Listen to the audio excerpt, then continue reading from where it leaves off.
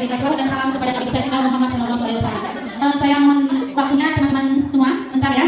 Jadi sebagai tanggung jawab saya sebagai bisa sampai sebutan guru Mira karena ada pelatihan dari DDP dan wajib tagap ya kan. Jadi saya melaksanakan kewajiban saya di sini. Insya Allah untuk membantu kita semua. Dari sini kita akan melakukan penyampaian tentang implementasi kurikulum merdeka. Jadi masih membahas kurikulum merdeka. Nah di sini kalau di materinya banyak sekali. Jadi saya cuma menyampaikan pertanyaan tematik yang mana bisa menggali potensi kita untuk memahami apa itu kurikulum merdeka. Nah Bapak Ibu bersedia kan untuk menjawab pertanyaan ini nanti? Bisa Bapak Ibu? Ya.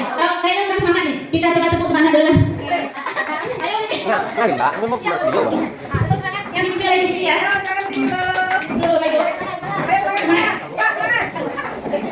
Ya, 1, 2, 3. Semangat. Kurang semangat ya. Terima kasih banyak Bapak Ibu.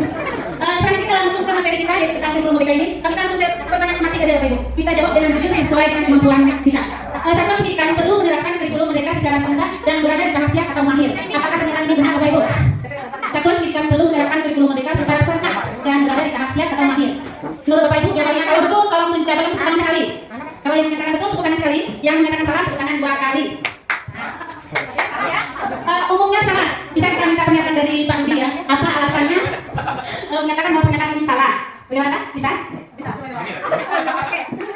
Oke, boleh terima kasih. Ya, pertanyaannya tadi satuan pendidikan perlu menerapkan kurikulum merdeka secara serentak dan berada di tahap siap atau mahir. Nah, yang berat ini kata terakhir, berada tahap siap atau mahir. Yang namanya siap itu kan bisa jadi kita siap. Kalau untuk mahir kita pasti perlu belajar dulu karena ini boleh dikatakan baru dulu. Jadi kalau kata mahir itu nanti dulu. Ya kalau siap pasti kita siap. Tapi kalau mahir ya kita harus belajar dulu. Jadi kita mohon bimbingan dari Bu Desi sebagai ini guru penggerak. Jadi itu Pak Bu. Kalau bilang mahir, saya pribadi nggak bisa bilang mahir gitu. Harus belajar dulu.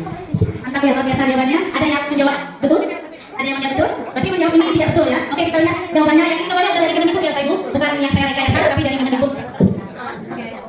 Berarti jawaban dari Ibu tadi luar biasa, betul ya? Tidak, jawabannya tidak. Satuan pendidikan dilakukan sesuai kesiapan bertahap atau serentak dan mengidentifikasi tahap kesiapannya. Jadi tidak boleh sama. Kalau sekolah kita beda kan, mungkin lingkungannya berbeda, kemampuan anaknya berbeda dan kemampuan gurunya pun berbeda. Jadi jawaban dari Ibu tadi betul menunjukkan bahwa Ibu ini udah paham dan ada kepahaman tentang implementasi kurikulum mereka ini. Kita lanjut ke pertanyaan kedua. Menurut Permendikbud nomor 12 tahun 2004, kurikulum satuan pendidikan ditetapkan oleh Kepala Satuan Pendidikan. Betul tepuk tangan sekali, salah 2 kali. Silakan Bapak Ibu. Menurut Permendikbud nomor 12 tahun 2004, kurikulum satuan pendidikan ditetapkan oleh Kepala Satuan Pendidikan. Bagaimana Pak Budi?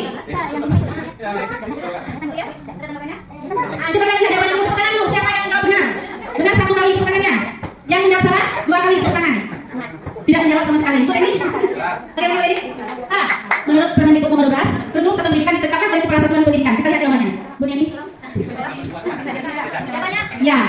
Nah itu hebatnya kurikulum merdeka. Kita kan sering merasa tuh harus sama, harus yang ini kayak itu enggak. Kita punya kebebasan satuan pendidikan kita. Jadi dari stakeholdernya semua bebas, dari kepala sekolah sampai ke gurunya itu bisa menentukan kayak TP, CP yang sesuai itu boleh. Jadi tidak mesti harus sama. Itu makanya saya kadang tuh merasa agak berkurang pendapat dengan menyatakan harus sama. Tidak harus sama tapi sesuai dengan ketentuan sekolah kita. Seperti sekolah kita ini dengan C3 itu harus sama. Tetapi satu sekolah sama. Nah, jadi bukan berarti beda perkelas tapi satuan pendidikan. Itu yang berhak membuat penyusunan kurikulumnya adalah kepala sekolah dan gurunya, stakeholdernya semua. Jadi anggota sekolah itu berhak menyusun kurikulum yang sesuai. Nanti di sini kita ada paham Bapak Ibu. Jadi pemahaman yang salah selama ini insyaallah bisa kita ubah. Nah, jadi stakeholder itu ada pengawas, ada dinas pendidikan dan ada guru-guru. Selanjutnya ada pertanyaan 1 lagi.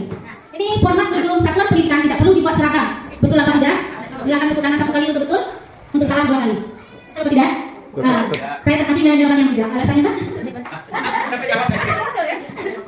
Format satuan pendidikan tidak perlu diubah dibuat seragam karena karakteristik sekolah satu dengan yang lain berbeda. Yang lain. Apa gitu ya? Oke, Ibu ini tadi jawabannya betul kalau nggak salah. Ya. Alasannya? Ya, menurut saya betul. Karena sesuai dengan tidak perlu seragam karena sesuai dengan kemampuan sekolah kita. Oke. Sangat luar biasa ya pemahamannya, kita cek jawabannya. Nah, ya. Kurikulum satuan pendidikan tidak seragam. Nah, itu tadi. Jadi boleh. Kurikulum itu banyak Pak. Di dalam itu ada CP, ada TP dan ada KTP. Sedikit saya mengulas. CP itu capaian pembelajaran. Di mana capaian pembelajaran itu untuk 1 fase.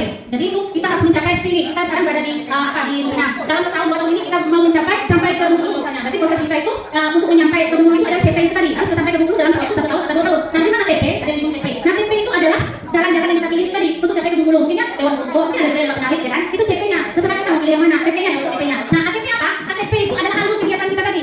Mau naik mobil, mau naik sepeda, mau jalan kaki, itulah ATP-nya sebenarnya. Pokoknya kita sampai ke tujuan kita. Nah, itu sebenarnya garis besarnya. Jadi jangan sampai bingung lagi apa itu CP, TP dan ATP. Nah, ATP itu bayangan aja, silabus kan ada waktunya. Jadi kalau kita kalau kita bayar alurnya, kita lewat simpan pimpinan dulu 3 menit misalnya. Lewat buku setengah jam misalnya. Nah, itu namanya ATP.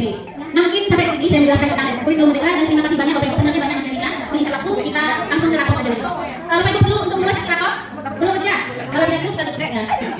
Oke, lanjut Pak.